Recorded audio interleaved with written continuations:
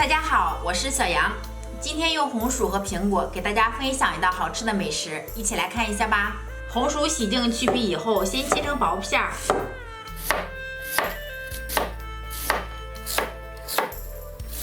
收在盘中，放入锅中，再把红薯上锅蒸熟蒸软。苹果去皮洗净，用擦板擦成细丝。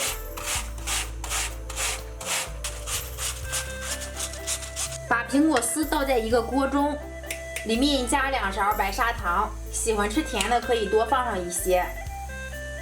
再加入一丁点的清水，开最小火把白糖搅拌融化。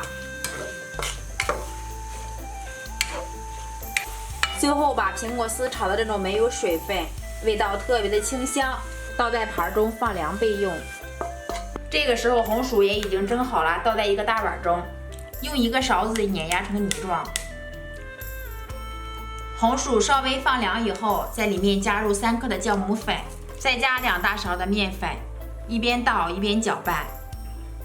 最后上手揉成面团，揉成这种面团盖上盖子，放在一边醒面30分钟。面像这样就已经醒发好了，给它取出来，直接搓成长条，分成大小均匀的面剂。比包饺子的面积稍微大一些就可以。取其中一个面剂，揉圆摁扁。我们把苹果泥包在里面，上面可以放上一些芝士，没有的也可以不放，像包包子一样给它包起来。再用手像这样搓成长条，像这样就可以，一个生坯就做好了。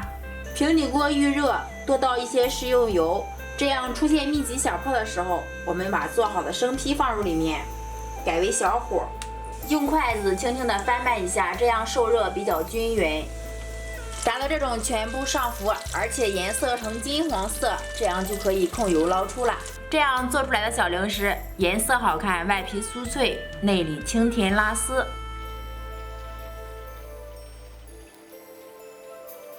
当做一道小零食真的很不错，喜欢的朋友赶紧动手做给家人尝试一下吧。